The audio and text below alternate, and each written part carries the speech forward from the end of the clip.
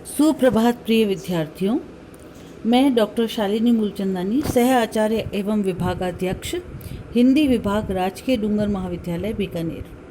आज हम रस के भेद, प्रकार और उदाहरण पे बात करेंगे। रस में सबसे प्रमुख जो रस माना जाता है वो श्रृंगार रस होता है। श्रृंगार रस को रसों का राजा एवं सबसे महत्वपूर्ण रस माना जाता है। विद्वानों के मतानुसार श्रृंगार रस की उत्पत्ति श्रृंग प्लस आर से हुई है। इसमें श्रृंग का अर्थ काम की वृद्धि तथा आर का अर्थ है प्राप्ति, अर्थात काम वासना की वृद्धि एवं प्राप्ति ही श्रृंगार है। इसका स्थायी भाव रति है। सहृदय के हृदय में संस्कार रूप में या जन्मजात रूप में विद्यमान रति नामक स्थायी भाव अपने प्रतिकूल विभाव, अनुभाव और संचारी भाव के सहयोग से अभिव्यक्त होकर जब आस्वाद योग्य बच जाता है तब वह श्रृंगार में परिणत हो जाता है। श्रृंगार का आलंबन विभाव नायक नायिका या प्रेमी प्रेमिका हैं। उद्दीपन विभाव नायक नायक की परस्पर चेष्टाएं, उद्यान, लता कुंज आदि हैं। अनुभाव अनुराग पूर्वक स्पष्ट अवलोकन, आलिंगन, रोमांच, स्वेद आदि हैं। उग्रता, मरण और जुगुप्सा को छोड़कर अन्य सभी संचारी भाव श्रृंगार के अंतर्गत आते हैं। श्रृंगार रस के सुखद एवं दुखद दोनों प्रकार की अनुभूतियाँ होती हैं। इसी कारण इसके दो रूप माने गए हैं।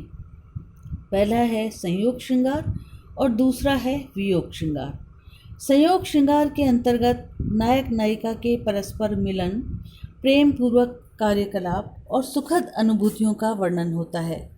जैसे बिहारी की उक्तियां हैं, कहत नटत रीझत खिजत, मिलत खिलत लजियात, भरे भून में करत है, नैनन ही सो बात।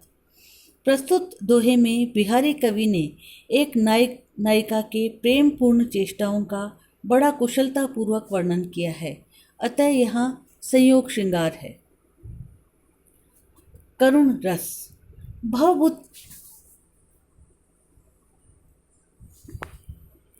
भवभूति का मानना है कि करुण ही एकमात्र रस है जिससे सहृदय पाठक सर्वाधिक संबंध स्थापित कर पाता है। यथा रामचरितमानस में दशरथ के निधन वर्णन द्वारा करुण रस की चरम स्थिति का वर्णन किया गया है। राम राम कही राम कही, राम राम कही राम, तन परिहरि रघुवीर विरह, राव गयो सुरधाम।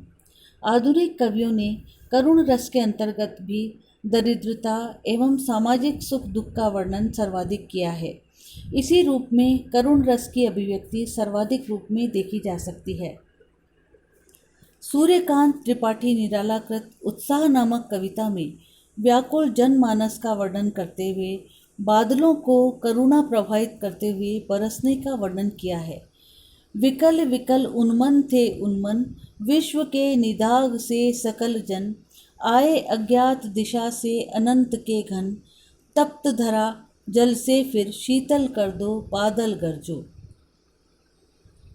वीर रस। वीर रस का आलंबन शत्रु, तीर्थस्थान, पर्व, धार्मिक ग्रंथ या दयनीय व्यक्ति माना गया है। शत्रु का पराक्रम, अन्नदाताओं का दान, धार्मिक इतिहास आदि अन्य व्यक्ति की दुर्दशा वीर रस का उद्दीपन विभाव हैं। गर्वोक्तियाँ, याचक का आदर सत्कार, धर्म के लिए कष्ट सहना तथा दया पात्र के प्रति सांत्वना अनुभाव हैं। धृति, स्मृति, गर्व, हर्ष, मति आदि वीर रस में आने वाले संचारी भाव हैं तथा युद्ध वीर का एक उदाहरण देखा जा सकता है जिसमें वीर अभिमन्यु अपने साथी से युद्ध के संबंध में उत्साहवर्धक पंक्ति कह रहे हैं। हे सारथे, है द्रोण क्या, देवेंद्र भी आकर अड़े, है खेल क्षत्रिय बालकों का, व्यूह भेद न कर लड़े। मैं सत्य कहता हूँ सके, सुकुमार मत जानो मुझे, यमराज से भी युद्ध में प्रस्तुत सदा मानो मुझे। है औरों की बात क्या, गर्व में करता नहीं, मामा और निजतात से भी समर में डरता नहीं। रस का चौथा भेद हास्य रस है। हास्य रस मनोरंजक है। आचार्यों के मतानुसार हास्य नामक स्थायी भाव अपने अनुकूल विभाव, अनुभव और संचारी भाव के संयोग से अभिव्यक्त होकर जब आस्वाद का रूप धारण कर लेता है तब उसे हास्य कहा जाता है।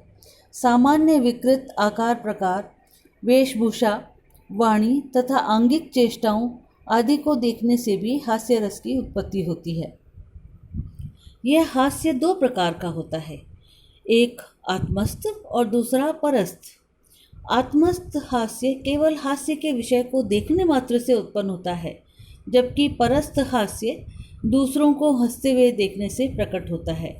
विकृत आकृति वाला व्यक्ति, किसी की अनोखी और विचित्र वेशभूषा, हंसाने वाली या मूर्खतापूर्ण चेष्टा करने वाला व्यक्ति हास्य रस का आलंबन होता है, जबकि आलंबन द्वारा की गई अनोखी एवं विचित्र चेष्टाएं उत्पन्न होती हैं। आँखों का मिचना, हंसते हंसते पेट पर बल पड़ जाना, आँखों में पानी आना, मुस्कुराहट, हंसी, ताली पीटना आदि हास्य रस के अनुभव हैं, जबकि हास्य रस के अंतर्गत हर सफलता, अश्रु, उत्सुकता, स्नेह, आवेग, स्मृति आदि संचारी भाव होते हैं।